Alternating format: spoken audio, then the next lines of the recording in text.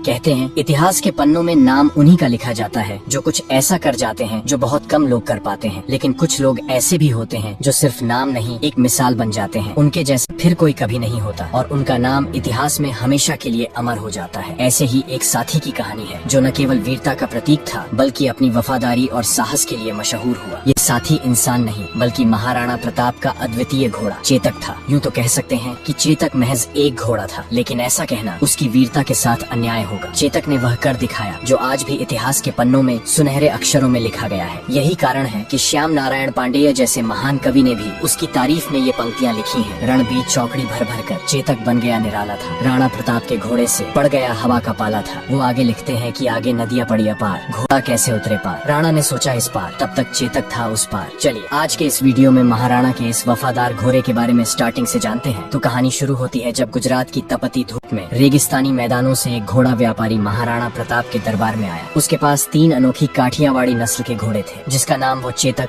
त्राटक और अटक बोलता था। व्यापारी ने अपने तीनों घोड़ों पर गर्व करते हुए कहा, महाराज ये घोड़े अद्वितीय हैं, वफादारी और ताकत में सबसे ऊपर। आपके जैसे वीर राजा के लिए ये अनमोल साथी बन सकते हैं। महाराणा प्रताप ने शांत होकर कहा, ये तो मैं मानूंगा ही नहीं जब तक खुद न देख लूं। दिखाओ ये घोड़े वफादार और बहादुर कैसे हैं। व्यापारी ने मुस्कुराते हुए अटक को चुना, उसके पैरों को मोटी रस्सियों से बांध दिया ताकि वह हिल भी न सके, और कुछ दूर जाकर एक अजीब तेज आवाज निकाली। आवाज सुनते ही अटक की आंखों में ज्वाला जल उठी। उसे ऐसा लगा जैसे उसका मालिक संकट में हो। वह अपने मालिक की आवाज सुनकर जैसे पागल हो गया था। उसने पूरी ताकत से रस्सियां तोड़ने की कोशिश की, मगर रस्सियां टूटने के बजाय उसके पैर ही शरीर से अलग हो गए और खून बहने लगा। पर अटक अपने स्वामी तक पहुंचने का प्रयास करता रहा, तब तक जब तक उसकी आंखें हमेशा के लिए बंद नहीं हो गईं। महाराणा प्रताप इस दृश्य को देख स्तब्ध रह गए। उन्होंने अपने जीवन में ऐसा अद्वितीय साहस और वफादार घोड़ा कभी नहीं देखा था। इस अविश्वसनीय दृश्य के बाद महाराणा प्रताप ने तुरंत व्यापारी से चेतक और त्राटक दोनों घोड़ों को खरीद ली। तभी दरबार में खड़े महाराणा के छोटे सौतेले भाई शक्ति सिंह की भी नजरें उन घोड़ों पर टिकी थी। उनके मन में भी एक वफादार घोड़े रखने की इच्छा थी। महाराणा प्रताप अपने छोटे भाई की इच्छा समझते हुए चेतक को अपने पास रख लिया और त्राटक को उपहार स्वरूप शक्ति सिंह को दे दिया। धीरे धीरे चेतक महाराणा प्रताप का सबसे प्रिय साथी बन गया था। किसी ने ठीक ही कहा है कि अगर आप शेर के साथ रहोगे तो आप भी शेर की तरह बहादुर और शक्तिशाली बन जाओगे। चेतक भी महाराणा प्रताप के साथ रहकर धीरे धीरे उन्हीं की तरह शक्तिमान, तेज और महाबली बन गया था। वह महाराणा को पहाड़ों और घने जंगलों में इस तरह ले जाता मानो हवा से बात कर रहा हो। उसकी चाल में इतनी तेजी थी कि दुश्मन उसे पकड़ ही नहीं पाते। महाराणा भी चेतक को अपने पुत्र के समान मानने लगे और चेतक भी महाराणा के प्रति अटूट निष्ठा और प्रेम दिखाने लगा। धीरे धीरे समय तेजी से बीतने लगा और फिर आया हल्दी घाटी का युद्ध, जहाँ पर मुगल सेना लगभग 1 लाख सैनिकों की विशाल ताकत के साथ युद्ध के मैदान में उतरी थी। इसके मुकाबले में महाराणा प्रताप की सेना मात्र 20,000 सैनिकों की थी। इस विशाल संख्या के अलावा मुगल सेना के पास कई शक्तिशाली हाथी भी थे जो युद्ध में तबाही मचाने के लिए जाने जाते थे, लेकिन मेवाड़ की सेना के पास हाथियों की संख्या बहुत कम थी। ऐसे में महाराणा को अपने योद्धाओं और खासकर अपने घोड़ों पर ही पूरा भरोसा था। इस युद्ध में महाराणा प्रताप ने चेतक के माथे पर हाथी की नकली सूंड बांध दी थी ताकि वह युद्ध में मुगल सेना के हाथियों को धोखा दे सके। मुगल हाथी चेतक को देखकर उसे अपने बच्चे जैसा समझते थे और उस पर हमला नहीं करते थे। यह महाराणा की युद्ध रणनीति का एक महत्वपूर्ण हिस्सा था, लेकिन कुछ इतिहासकार यह भी कहते हैं कि मुगल सैनिकों को यह भ्रम होता था कि सामने से कोई हाथी धीरे धीरे उनकी ओर आ रहा है, लेकिन यह उनकी सबसे बड़ी भूल साबित होती थी। जैसे ही वे चेतक को हाथी समझकर धीमे होने की उम्मीद करते, चेतक बिजली की रफ्तार से हवा में दौड़ता हुआ मुगलों के बीच पहुंच जाता। उसकी गति इतनी तेज थी कि वह एक पल में ही युद्ध के एक छोर से दूसरे छोर तक पहुंच जाता और मुगलों को चकमा देते हुए उन्हें धूल चटा देता। इसी युद्ध ने चेतक को इतिहास के सुनहरे पन्नों में महान घोषित कर दिया, क्योंकि इस युद्ध में चेतक और महाराणा का साथ ऐसा था मानो दोनों एक दूसरे के विचारों को बिना कहे समझ लेते हों। चेतक न केवल महाराणा के इशारों को पढ़ लेता बल्कि उनकी सुरक्षा के लिए अपनी रणनीति खुद तैयार कर लेता था। इस युद्ध के मैदान में महाराणा ने अगला कदम सोचा भी नहीं होता, चेतक पहले ही उसका अंदाजा लगाकर उसे पूरा करने के लिए तैयार रहता था। चेतक की ताकत और सहन शक्ति की अंदाजा आप इससे लगा सकते हो कि वह महाराणा प्रताप के साथ 81 किलो का भाला, 72 किलो का छाती का कवच, 25-25 किलो की 2 तलवारें और खुद महाराणा का 110 किलो का वजन लेकर युद्ध भूमि में ऐसे दौड़ता मानो हवा को भी मात दे रहा हो। उसकी गति इतनी तेज थी कि दुश्मन उसकी चाल को पकड़ ही नहीं पाते थे। एक पल में वह एक ओर होता और अगले ही पल दुश्मनों के घेरे को चीरता हुआ दूसरी ओर पहुंच जाता। इस युद्ध में मानो चेतक आग उगल रहा था। तभी महाराणा प्रताप ने उसकी लगाम खींचते हुए कहा, चेतक, आज हमें उस मान सिंह तक पहुंचना है। मैं यहाँ बता दूं कि मान सिंह इस युद्ध में मुगलों के सेनापति था। वह भी एक राजपूत था जिसके बुआ या आमेर के सहजादी हरकाबाई से अकबर ने शादी कर लिया था। चेतक ने महाराणा के शब्दों का मानो कोई उत्तर न दिया, बस एक झटका लिया और हवा से बातें करने लगा। अपने माथे पर बंधी नकली हाथी की सूंड के कारण मुगल सेना पहले ही भ्रम में थी। कोई समझ ही नहीं पा रहा था कि ये हाथी इतनी गति से कैसे आगे बढ़ सकता है। जैसे ही चेतक ने मुगल सेना की कतारों को भेदते हुए महाराणा को मान सिंह के करीब ला खड़ा किया, वह अपने पिछले पैरों पर खड़ा हो गया और अपने अगले दोनों पैरों को मान सिंह के हाथी के सिर पर टिका दिया। मानो चेतक के भीतर भी वही ज्वाला जल रही थी जो महाराणा की आंखों में थी। महाराणा प्रताप ने पूरी ताकत से अपनी भाला उठाई और मान सिंह की ओर निशाना साधा, लेकिन ठीक उसी क्षण मान सिंह हाथी के हौदे में छिपकर बच निकला, लेकिन उसका महावत मारा गया। फिर चेतक ने जैसे ही अपने पैर जमीन पर रखने की कोशिश किया, तभी मान सिंह के हाथी की सूंड में बंधी तलवार से चेतक का एक पैर गंभीर रूप से कट गया। इसका फायदा उठाकर मुगलों ने महाराणा को चारों ओर से घेरने का प्रयास शुरू कर दिया। महाराणा भी युद्ध में लड़ते लड़ते अब बुरी तरह से घायल हो चुके थे और उनकी स्थिति गंभीर हो रही थी। इस नाजुक समय में झाला मन्ना, जो महाराणा प्रताप से काफी मिलते जुलते थे और लगभग उनकी जैसी कदकाठी रखते थे, तुरंत महाराणा के पास आए। उन्होंने कहा, महाराणा, आप इस युद्ध को छोड़कर चले जाएं, क्योंकि युद्ध तभी जीते जा सकते हैं जब राजा जीवित रहें। मेवाड़ को आपकी जरूरत है, आपका जीवित रहना अत्यंत आवश्यक है। महाराणा प्रताप पहले तो जाने में संकोच कर रहे थे, लेकिन चेतक की हालत देखकर उन्होंने अपना मुकुट और सिर से राज चिन्ह उतारकर झाला मन्ना को सौंप दिया। इसके बाद वे घायल चेतक पर चढ़कर रणभूमि से जंगल की ओर चल पड़े। इधर रणभूमि में मुगलों को भ्रम हो गया और उन्होंने झाला मन्ना को ही महाराणा समझकर उन पर हमला कर दिया। झाला मन्ना ने अद्वितीय साहस का परिचय देते हुए मुगलों का सामना किया और अपने प्राणों की आहुति देकर अंतिम क्षणों तक मुगलों को रोके रखा, ताकि महाराणा प्रताप सुरक्षित रह सके और मेवाड़ की लड़ाई जारी रह सके। इधर चेतक अपने घायल पैरों के साथ महाराणा को मुगलों से दूर ले जाने के लिए पूरी ताकत से भाग रहा था। वह अपने घाव के दर्द से कराह रहा था, लेकिन उसकी गति में मानो कोई कमी नहीं थी। ऐसा लग रहा था जैसे वह अपने स्वामी को सुरक्षित रखने की जिद में हवा से बातें कर रहा हो। पीछे मुगलों का कुछ दल लगातार पीछा कर रही थी। तभी एक मुगल सैनिक ने चेतक के घायल पैर पर एक भला फेंका, जिससे चेतक की चोट और भी गंभीर हो गई। इसके बावजूद चेतक ने महाराणा को छोड़ने का नाम नहीं लिया और अपने अंतिम बल के साथ दौड़ता रहा। रास्ते में अचानक एक 26 फीट गहरा नाला आ गया। महाराणा के मन में एक पल को लगा कि अब शायद बचना मुश्किल है। यहीं पर श्याम नारायण पांडेय जी ये लाइन लिखते हैं कि आगे नदियां पड़ी अपार, घोड़ा कैसे उतरे पार। राणा ने सोचा इस पार, तब तक चेतक था उस पार, लेकिन तभी चेतक ने अपनी जिंदगी की सबसे बड़ी छलांग लगाई।